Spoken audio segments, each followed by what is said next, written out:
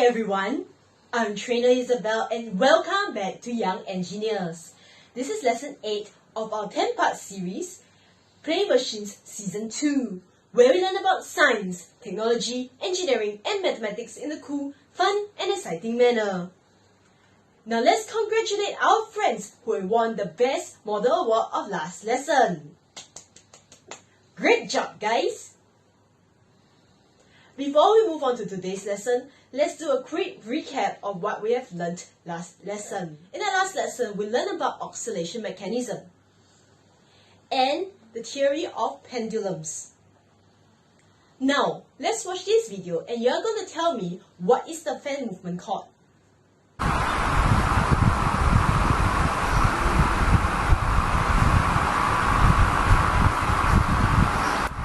Do you say pendulum swing? You're right. The fan had oscillated from right to left and left to right. Now let's recap further back into lesson 3, where we learn about kinematic chain. Now who can tell me what is the definition of kinematic chain?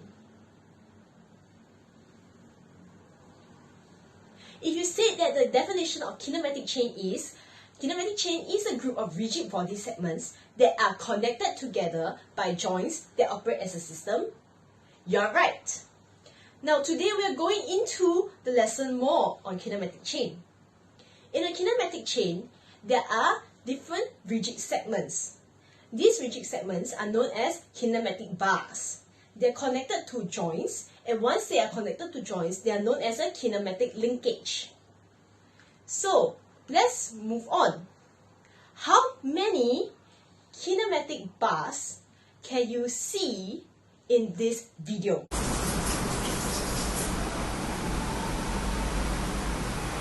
Do you say 3? You're right. The kinematic bars are green, blue, and yellow. Now let's move on to what is kinematic linkage. So, kinematic linkage works like this. When we move the yellow bar left and right, the blue bar will also swing left and right. Now, how can we use this mechanism? One of the ways we use this mechanism is in animation. Animators in Pixar, Disney, or other videos actually uses it to move their inanimate objects, like their cartoons. Let's watch this video to find out more how animators use these linkage bars.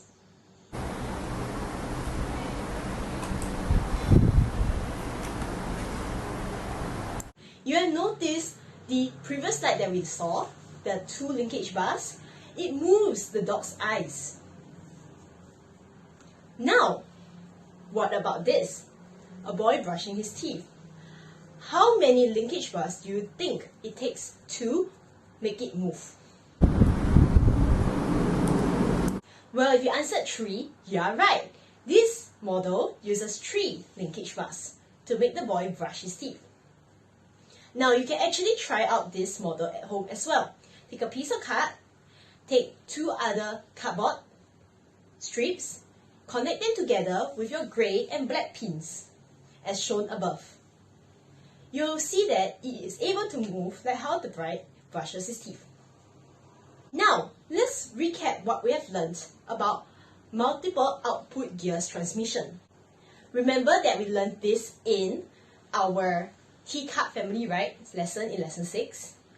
There's an input gear that transmits energy to move various output gears. Now let's watch this video and you're going to point out to me how multiple output gears transmission work here.